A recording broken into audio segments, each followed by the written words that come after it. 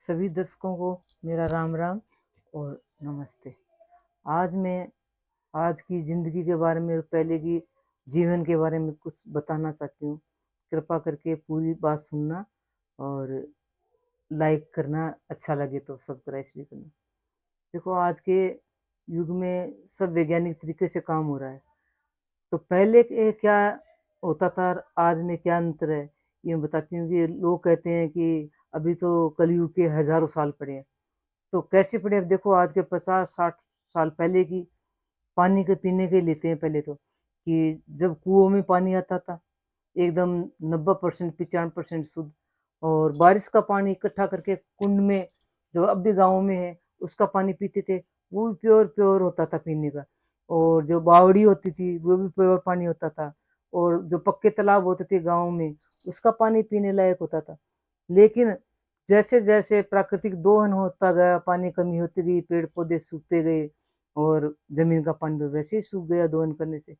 अब वैज्ञानिक तरीके से जो सिंचाई कर रहे हैं नहरों से और से, तो नदियाँ भी, जो प्राकृतिक नदियाँ हैं वो भी सूख रही है।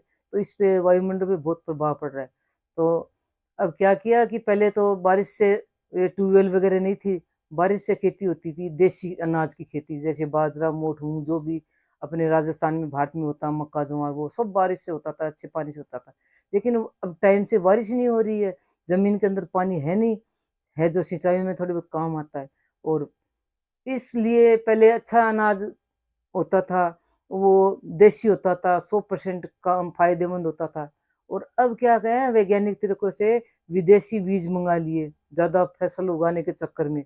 तो उसमें सबसे पहले तो आता है गेहूँ, जो गेहूँ सबसे बेकार धान में आता है। क्योंकि इसमें जब बोया जाता है ज़मीन में, तब भी यूरिया खाद, पता ना क्या-क्या, डीपीसीटी क्या-क्या बो डाली जाती है।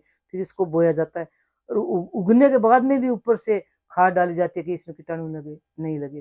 तो उसमें कितने परसेंटेज खाने लायक होगी? इससे, गेहूँ से ही हमारे शुगर है और तरह-तरह की बीमारियाँ है, बीपी है और है।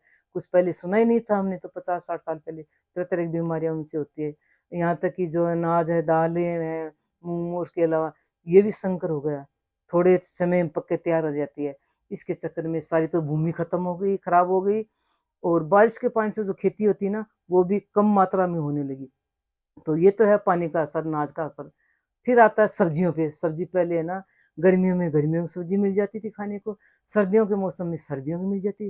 लेकिन अब ये विदेशी प्रचलन से, दवाइयों से सब्जी सर्दी की गर्मी में भी मिलती है, गर्मियों की सर्दी में मिलती है। रात को 100 ग्राम होती है, रात को दवाई डालते हैं, इंजेक्शन लगाते हैं, सुबह 1 किलो की मिल जाती है। उससे क्या होता है, हमारी सेहत पर प्रभाव पड़ता है। क्यों? कि जीभ के स्वाद हो गए अलग-अलग।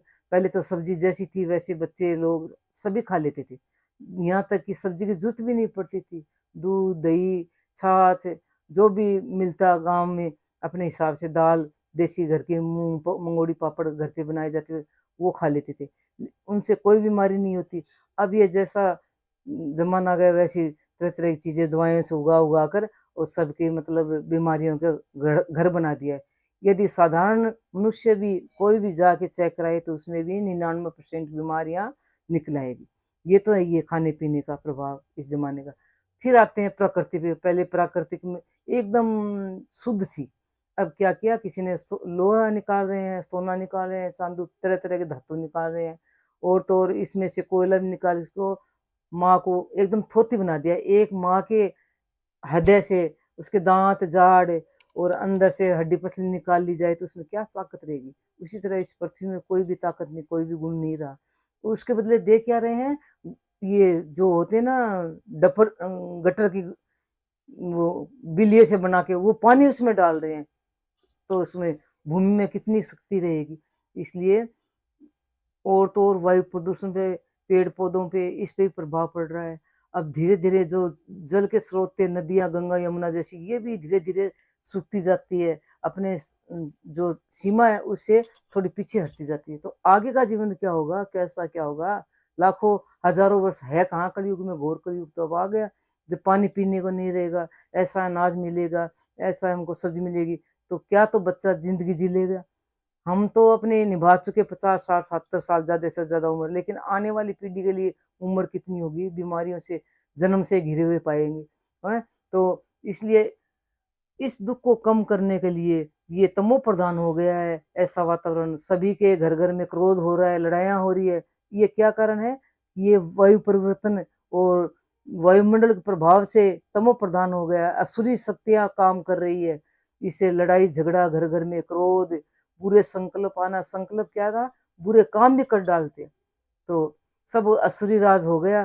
पहले जैसा कोई ये रहा नहीं, वायुमंडल तो शुद्ध, इसीलिए ये थोड़ी बहुत धरती टिकी हुई है, ये धर्म गुरु है, इनके प्रभाव से थोड़ा बहुत धार्मिक प्रचार जैसे भी है, जिसके सनातन धर्म वाले हो चाहे कोई से धर्म वाले हो, लेकिन शुद्धता कहीं भी नहीं रही है। अब थोड़ी बहुत मात्रा बची है, वो एक ही उपाय है कि ये जो थोड़ी बहुत संस्था चलती है धर्म गुरुओं की, बता रहे हैं ज्ञान कि थोड़ा बहुत ऊपर वाले को, जहाँ से हम आए थे मान लो, को याद करो, और आए थे खाली हाथ, जाना खाली हाथ, अपना घर वो ऊपर वाला, उसको याद करो। ये तो सराय है, धर्मशाला है, हैं? इसको धर्मशाला समझ के रहेंगे तो सब बीमारी से मुक्त हो जाएंगे, जो मिलेगा वो खा लेंगे, संतोषी जीव की तरह रहेंगे, लड़ाई झगड़ा होगा नहीं। तो तरह तरह की संस्थाएं आजकल खुल रही है, तो उसमें सर्वश्रेष्ठ संस्था है अपने राजस्थान में माउंट आबू में श्री ब्रह्म कुमारी विश्वविद्यालय, ईश्वरीय विश्वविद्यालय, बहुत अच्छा काम है ये, वो कर रही है। उससे मेडिटेशन करने से जो आजकल मानसिक बीमारियां हो रही है, डिप्रेशन की हो रही है, तरह तरह की बीमारियां हैं, उससे कुछ कमी आएगी और थोड़ा बहुत जीवन अपना जो है वो अच्छी तरह से गुजार लेंगे। ये अपने भाग्य की लकीर है ना, वो अपने हाथ में कलम है भगवान की दी हुई, खुद ही बनाते हैं बुरी या भली। इसलिए थोड़ा आध्यात्मिकता की ओर सब कोई, चाहे छोटी उम्र के हो बड़ी उम्र को हो, इस तरफ जाना हमको जरूरी है इस नाजुक समय में। क्यों? वायु प्रधान तो ये हो ही गया वायुमंडल, और जैसे वायु प्रदूषण है, हर त्योहार पर पटाखे बिना मतलब के बम, आटम बम, बड़े छोटे बड़े फूलझड़ी, और ब्याह शादी के नाम पर देखो, ये भी कोई भी छोटा मोटा काम हो, पटाखे बिना तो काम नहीं होता। इससे क्या होता है? हमारे बच्चों पे प्रभाव पड़ता है, बच्चों के अस्थमा जैसी बीमारी, आंखों की बीमारी, तरह तरह के हम अपना ही नुकसान कर रहे हैं देखो। तो इससे अच्छा है कि हम संयमता से अच्छी तरह से नाच कूद के, अच्छा खाना खा पी के भी त्योहार मना सकते हैं, अच्छे कपड़े पहन के भी मना सकते हैं। तो ये थोड़ा हमारे हाथ में ही है कंट्रोल करना, आगे की पीढ़ी के लिए कुछ बचाना। ये भगवान के हाथ में नहीं है, हमारे हाथ में है। हम हर बात में भगवान को दोष दे, हे भगवान तुमने ऐसा क्यों किया? तो भगवान क्यों करा? वो तो परम पिता परमात्मा है। कोई परमात्मा पिता अपनी संतान को दुख देना चाहता है? कोई भी संतान को दुख देना नहीं चाहता है, ये हमारी गलत सोच है। परमात्मा ने तो इतना सुंदर संसार बनाया, इतने सुंदर हमको बनाया, लेकिन हमने अपने असुरी बुद्धि से सब कुछ स्वाहा करने में तुले हुए हैं। और तो और विदेशों में लड़ाइयाँ हो रही है, ये लड़ाइयाँ भी तमो प्रधान वायुमंडल के कारण हो रही है। ये बंद नहीं होगी, इससे क्या होगा? तीसरा महायुद्ध होने की संभावना हो रही है, और दिल्ली में तो लॉकडाउन लग गया वायु प्रदूषण के कारण। तो अब आगे सोचो हमें क्या करना है। भाइयों बहनों, में आपसे हाथ जोड़ के विनती करती हूँ कि थोड़ा आध्यात्मिक और भगवान की परमात्मा जो भी अपना हो इष्ट, उसमें ध्यान दो। हम कौन है, कहाँ से आए हैं, हमारा परम पिता कौन है?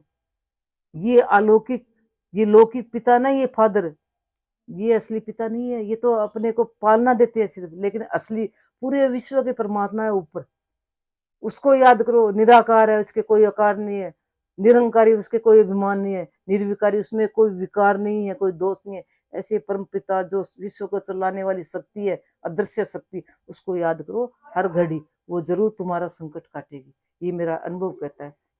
ओम शांति।